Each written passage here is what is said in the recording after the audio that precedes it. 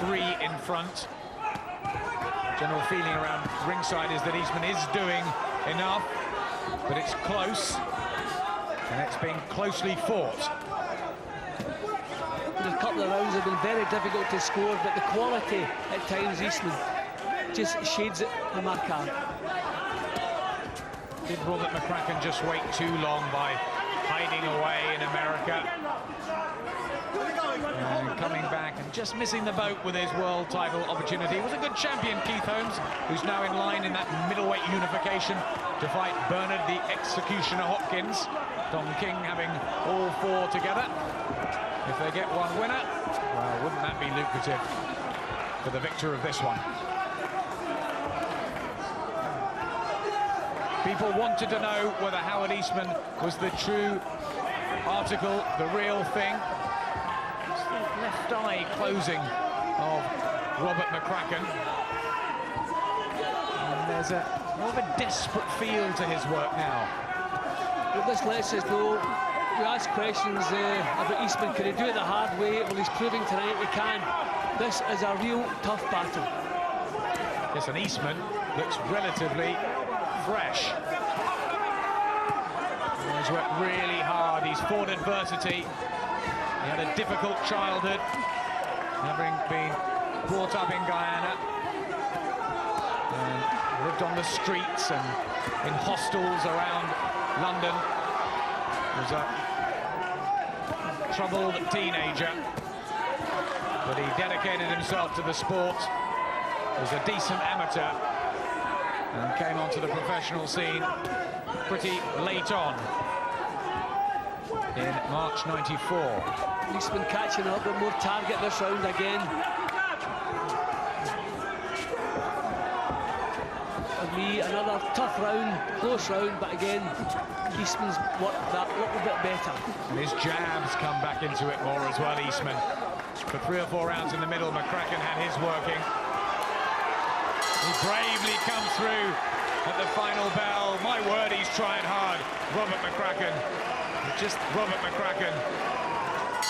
Can Robert McCracken muster himself over these last 9 minutes with the blue and white trunks of the Birmingham fighter in his 35th outing at the age of 32? How much now is left in the tank? He walks onto a good right hook from Eastman, which has been catching McCracken most of the night, and now the Battersea bomber works the body. Is he starting to break him up? McCracken looked very weary at the start of that round. He's been staying in his stool right to the bell, but he looked very weary as he got up. His legs really sagged there, Jim, after that right hook, and Howard Eastman feels he can finish it now. He's got it. He's got him measured on the end of that jab, and McCracken at the moment has little answer. I think he feels the strength in Eastman's work. That's the big difference. McCracken can't seem to find that same strength.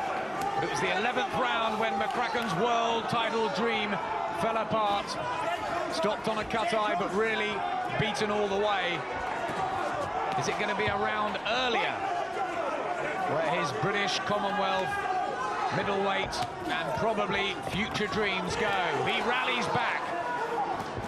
This is gritty work from Robert McCracken, but he's being outdone by the sheer quality of Howard Eastman.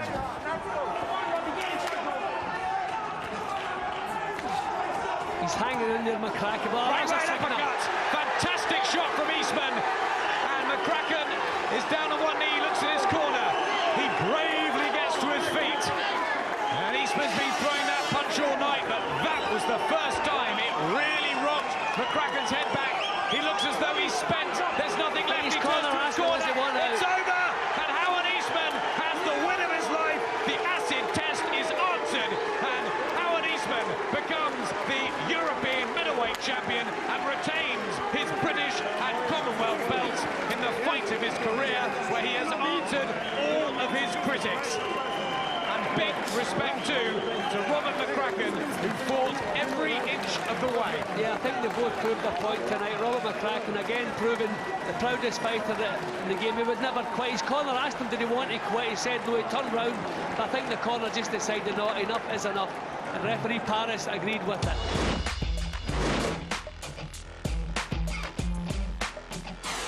Staying in London, and by 1989, a 23-year-old English middleweight called Chris Eubank had racked up a record of 16-0. But no one was tipping the brash boy from Brighton for the top, particularly not French opponent Jean-Noël Camara.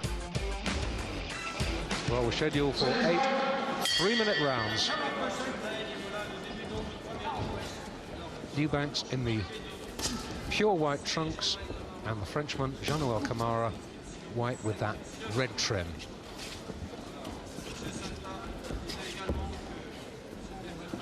And the French boy just a little bit taller.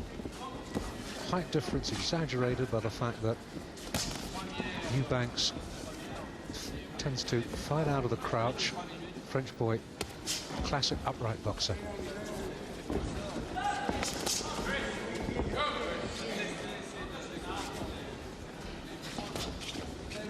This Kamara's a very big middleweight. I think he's actually fought a few contests at light heavy.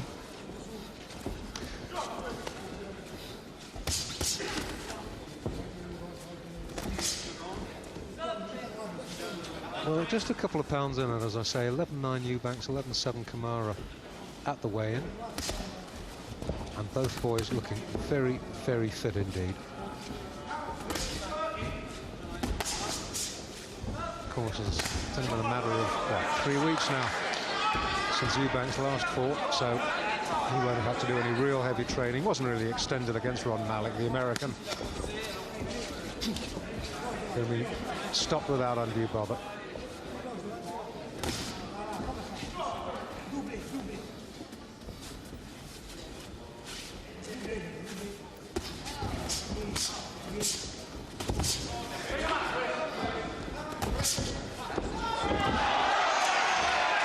Well, I've heard about delayed reactions. I think that was more a slip than anything else. But now, Dave Paris having none of that. The right hand of Eubanks landed. The Frenchman seemed to have weathered it, tried to skip away, and found that, well, he wanted to move, his legs didn't. Down he went in a heap, sprung up, then thought, hello, I think I could do with a bit of a breather, went down on one knee. Dave Paris having none of it, box on.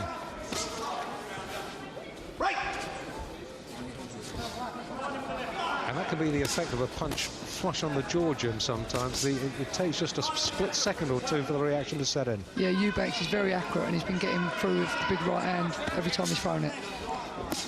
And the body shots ain't helping either. Eubanks is a very powerful young man.